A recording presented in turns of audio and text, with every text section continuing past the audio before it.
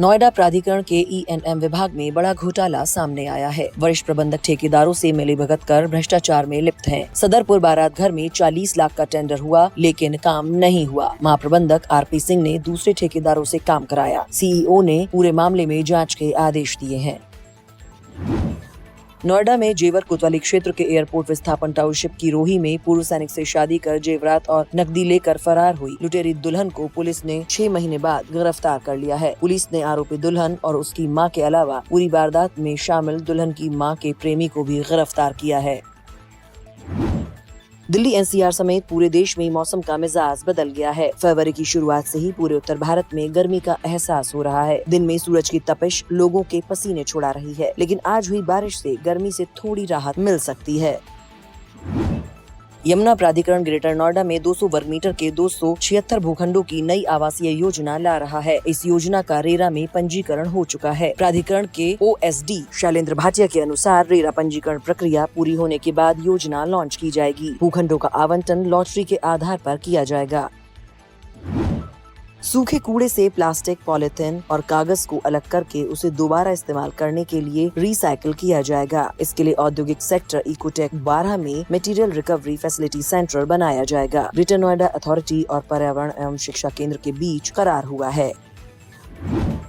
Noida international airport ने IT प्रौद्योगिक अवसंरचना के विकास और प्रबंधन के लिए IT सेवा प्रदाता किंड्रिल के साथ एक समझौता ज्ञापन पर हस्ताक्षर किए हैं। इस समझौते के तहत कंपनी हवाई अड्डे के संचालन के लिए उन्नत प्रौद्योगिकी के साथ 24 घंटे IT सहायता प्रदान करेगी। ग्रेटर नोएडा वेस्ट स्थित पंचशील हाईनेस सोसाइटी के निवासियों ने चुनाव प्रक्रिया के गलत तरीके के खिलाफ सोमवार रात बैठक की। लोगों ने AOA के खिलाफ नारेबाजी कर अपनी नाराजगी भी जाहिर की। मंगलवार को निवासियों ने डिप्टी रजिस्ट्रार के कार्यालय में जाकर मामले की शिकायत की। नोएडा एयरपोर्ट के तीसरे और चौथे चरण में 2 रनवे और 1 विमान इंजन निर्माण कंपनी के विकास का रास्ता साफ हो गया है। एयरपोर्ट विस्तार की 70% से ज्यादा योजनाओं को मंजूरी मिल चुकी है। इस अधिग्रहण से 14 गांवों के 42,433 लोग प्रभावित होंगे।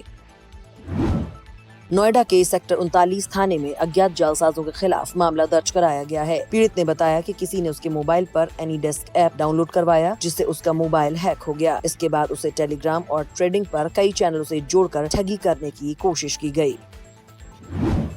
नोएडा से सड़क हादसे का ताजा मामला सामने आया है, जहां अयोध्या से श्रद्धालुओं को लेकर लौट रही एक बस अनियंत्रित होकर पलट गई। इस हादसे में 17 लोग घायल हो गए हैं, जिन्हें इलाज के लिए अस्पताल में भर्ती कराया गया है। सूचना मिलते ही पुलिस मौके पर पहुंची और जांच शुरू कर दी है। जनपद में बोर्ड परीक्षा 2025 को नकल विहीन, शांतिपूर्ण एवं पारदर्शिता के साथ संपन्न कराने के उद्देश्य से जिलाधिकारी मनीष कुमार वर्मा ने IIMTT कॉलेज ग्रेटर नोएडा के ऑडिटोरियम हॉल में प्रशासन एवं पुलिस के संबंधित अधिकारियों के साथ बैठक कर आवश्यक दिशा निर्देश दिए। शिक्षा विभाग ने सेक्टर 115 सोरखा गांव में बिना मान्यता के चल रहे आर्य कन्या गुरुकुल और गौशाला को सील कर दिया है। यहां रहने वाली लड़कियों को सेक्टर 44 स्थित महामाया बालिका इंटर कॉलेज में रखा गया है। उनके अभिभावकों से संपर्क किया जा रहा है। इस दौरान भारी पुलिस बल भी मौजूद रहा। Institute of management studies Noida ने अंतर कॉलेज वॉलीबॉल टूर्नामेंट का आयोजन किया। सेक्टर 62 स्थित संस्थान परिसर में आयोजित इस 3 दिवसीय कार्यक्रम के पहले दिन 18 टीमों ने भाग लिया।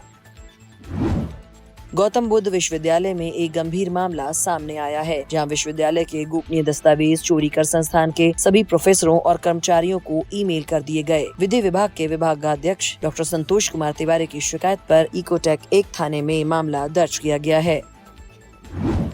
23 फरवरी को भारतीय राष्ट्रीय पत्रकार महासंघ के तत्वाधान में देश भर से पत्रकार प्रयागराज आएंगे। संगम में डुबकी लगाकर सनातन और मानवता के प्रति भक्ति और समर्पण का संदेश देंगे। इस अवसर पर परेड ग्राउंड में पत्रकार मंगल मिलन का भी आयोजन किया जाएगा। नोएडा प्राधिकरण ACEO संजय खत्री ने बताया कि नोएडा ग्रेटर नोएडा समेत पूरे शहर को सुंदर बनाने की कवायद शुरू होगी। इसी लक्ष्य के आधार पर काम होगा। उन्होंने बताया कि एक्सप्रेसवे के किनारे लगे क्रैश बैरियर को संशोधित किया जाएगा। इसके अलावा जहां क्रैश बैरियर नहीं लगे हैं वहां लगाए जाएंगे। फिनलैंड के ओलू विश्वविद्यालय के एक प्रतिनिधि मंडल ने एमिटी द्वारा संचालित एमिटी हाइड्रोजन मिशन के तहत एमिटी विश्वविद्यालय का दौरा किया, जिसका उद्देश्य देश को ग्रीन हाइड्रोजन के उत्पादन और निर्यात में अग्रणी बनाना है। प्रतिनिधि मंडल में 8 सदस्य शामिल थे। नोएडा समेत दिल्ली एनसीआर में लग्जरी फ्लैट खरीदने वालों की संख्या में इजाफा हुआ है। खरीदारों के रुझान के कारण दावा किया गया है कि नोएडा में फ्लैट की कीमतें करीब 15 से 18% तक महंगी हो गई हैं। डेवलपर्स के मुताबिक लग्जरी फ्लैटों की मांग ज्यादा और आपूर्ति कम होने के कारण कीमतों में इजाफा हुआ है। ग्रेटर नोएडा वेस्ट में अभी तक ट्रैफिक जैम एक बड़ी समस्या थी। अब इस समस्या से निजात दिलाने के लिए गौर चौक पर अंडरपास का निर्माण शुरू कर दिया गया है। ग्रेनो अथॉरिटी ने इस प्रोजेक्ट को 18 महीने में पूरा करने का लक्ष्य रखा है। इस अंडरपास के बनने के बाद गाजियाबाद और ग्रेटर नोएडा की ओर जाने वाले वाहन चालक बिना किसी रुकावट के सफर कर सकेंगे।